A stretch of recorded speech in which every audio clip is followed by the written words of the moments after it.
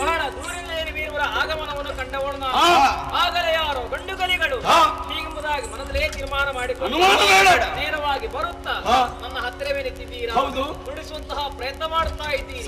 ನಿಮ್ಮ ವಾಕ್ ವೈಖರಿಯನ್ನು ಕೇಳಿದಾಗ ಸರಸವಾಗ್ತನೆಯ ಮನಸ್ಸಿಗೆ ಎಷ್ಟು ಆನಂದವಾಯಿತು ಬಲಿರ. ಆದರೆ ಒಂದು ಪ್ರಶ್ನೆಗಳ ಸುರಿಮಣೆಯನ್ನೇ ಮಾಡಿದರಲ್ಲ, ಅದು ವಿಷಯವನ್ನು ಸ್ಪಷ್ಟವಾಗಿಲ್ಲವಲ್ಲ. ಅರ್ಥ ಆಗ್ಲಿಲ್ಲಂತೆ. ನೋಡು, ನಿನ್ನ ಅಪ್ಪ ಅಮ್ಮ ಯಾರು ಅಂತ. ಅಪ್ಪ ಅಮ್ಮ ಯಾರೆಂಬುದಾಗಿ ನನಗೆ ಗೊತ್ತಿಲ್ಲವಂತೆ. ಇದು ಆಕಾಶದಿಂದ ಜಾರಿ ಬಿದ್ದದ್ದು ಅಲ್ಲ, ಭೂಮಿ ಹಿಡಿದು ಮೇಲೆ ಬಂದದ. ಊರಾದ್ರೂ ಇದೆಯಾ? ಹೋದಲ್ಲಿ ನನ್ನ ಊರೇ. ತಿರುಗಾಟಕ್ಕೆ ಹೊರಟದ್ದು. ಹೋಗಿ ಬಿಡು. ಮನೆಯಾದ್ರೂ ಉಂಟ? ಭಕ್ತರ ಮನವೇ ನನ್ನ ಮನೆ. ಊರೇ ಇಲ್ಲಂತೆ, ಮತ್ತೆ ಮನೆಯಲ್ಲಿಂದ. ಇದೆಲ್ಲ ಬೇಡ, ಇನ್ನು ಒಂದು ಉಂಟಲ್ಲ, ಇದನ್ನೊಂದು ಕೇಳಿ ಬಿಡು. ನೀನೇ ಕೇಳು. ನೀನು ಕೇಳು ಕೇಳು ಕೇಳು. ಇದು ನಿನಗೆ ಆಗಿದ ಯಾವುದು? ಮದುವೆ.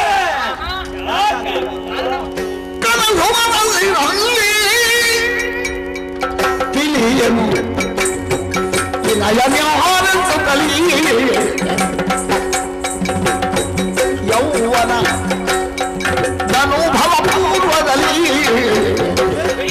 ಗೈರಿಯೇ ಪರಮೌಮ್ಯದಲ್ಲಿ ಸೋಲಿಸು ಅನುಪಮಂಗೆನ ವನಿತೆಯಾದು ತನುದಿನ ಸೇವಿಸುವೆನು.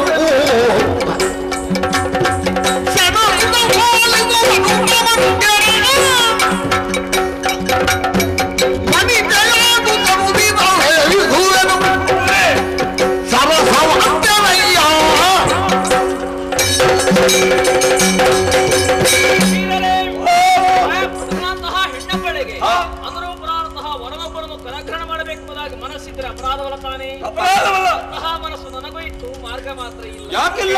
ಆದ್ರೆ ಎಡವೇಲಿ ಆ ಬಗ್ಗೆ ಲಕ್ಷ್ಯವೇನು ಇರಲಿಲ್ಲ. ಜೊತೆಗೆ ಆ ಕಾಲಕ್ಕೆ ನನ್ನ ಕೈಗೊಂದು ಕತ್ತಿ ಸಿಕ್ಕಿದೆ. ಕತ್ತಿಯಿಂದ ಬೇಕಾದಂತಹ ಯುದ್ಧ ವಿದ್ಯೆಗಳನ್ನ ಅಭ್ಯಾಸ ಮಾಡಿಕೊಂಡು ಆಗಲೇ ಒಂದು ತೀರ್ಮಾನಕ್ಕೂ ಬಂದೆ. ನನ್ನ ಮದುವೆ ಆಗುವಂತಹ ವ್ಯಕ್ತಿ ಲೋಕೋತ್ತರ ಸಾಹಸಿ ಆಗಿರಬೇಕು. ಕತ್ತಿ ಕಾಳಗದ ಮೂಲಕವಾಗಿ ಯಾರು ನನ್ನನ್ನು ಗೆಲ್ಲುತ್ತಾರೋ ಅಂತಹವರನ್ನೇ ಮದುವೆ ಆಗುವಂತಹ ಪಣವನ್ನು ತೊಟ್ಟೆ. ನಿನ್ನ ಪಣದ ವಿಚಾರದ ಕುರಿತು ಕೇಳಿ ಇವರಿಗೆ ಯಾರಾದ್ರೂ ಹೊಯ್ದಾಡೋದಕ್ಕೆ ಬಂದಿದ್ದಾರೋ? ನನ್ನೊಡನೆ ಕತ್ತಿ ಕಾಳಗದ ಸವಲುತ್ತಾ ವೀರ ಪ್ರವೃತ್ತಿಗಳು ಈ ತನಕ ಹೇಳಿದ ದಿಟ್ಟೆ ಮಾತು ನಮ್ಮನ ಅಣಕಿಸ್ತಾ ಇದ್ದಾಳೆ. ಇವಳ ಕತ್ತಿ ಕಾಳಗ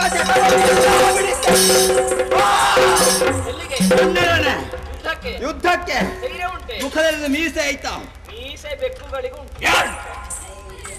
ಈ ಕಡೆ ಬಾರ, ಸ್ವಲ್ಪ ಆಲೋಚನೆ ಮಾಡು ನೀನು. ಯಾವುದನ್ನು? ಇವಳೊಡನೆ ಕತ್ತಿ ಕಾಳಗವನ್ನು ಮಾಡಿ ಕಾಳಗದಲ್ಲಿ ನೀನು ಸೋಲಿಸಿದೆ ಎಂದಾದ್ರೆ ಇವಳ ಪಣದಂತೆ ನೀನು ಮದುವೆ ಆಗಬೇಕು. ಅದಕ್ಕಾಗಿ ಕದನ ಮಾಡುವುದು. ಮದುವೆ ಆದ್ರೆ ನಿನ್ನ ಮರಣವು ಖಂಡಿತ.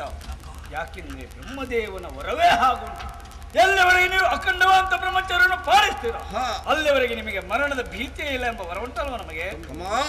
ಸಕಾಲಕ್ಕೆ ಎತ್ತರಿಸಿದೆ. ದುಡುಕಿದ ರಮಬಾಲಿಗೆ ಗಡುಕಾಗ್ತಾ ಇತ್ತು. ಸತ್ಯ. ಇವಳ ಗುಡವೇ ನಮಗೆ ಬೇಡ. ಬೇಡ. ನೇರವಾಗಿ ಪುರಾತ ಹೊರಟು ಬಿಡೋಣ. ಯಾಕೋ ನಮ್ಮ ಮನಸ್ಸನ್ನೇ ಕಡೆಗೆ ಸೆಳೀತಾ ಇದ್ದಾಳೆ. ಸತ್ಯ. ಬಿಟ್ಟು ಹೋಗೋದಕ್ಕೆ ಮನಸ್ಸಿಲ್ಲ.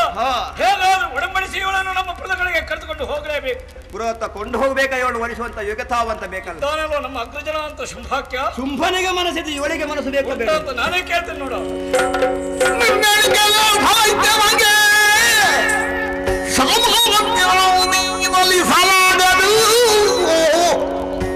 ಬಣ್ಣಿಸುವುದೇ ಮೂರ್ಜನೊಡೆಯ ಶುಭಾಕ್ಷ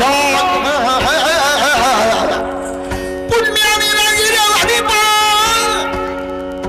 ಆಮಗದಿನ್ನಲಿಪೇನಾಲಡುತ್ತ ಬಂದಾರಣ್ಯದಿ ಕಾಡಿಗೆಯ ನಿತ್ತ ನನುಜ ಗುಸಿರಿದರು.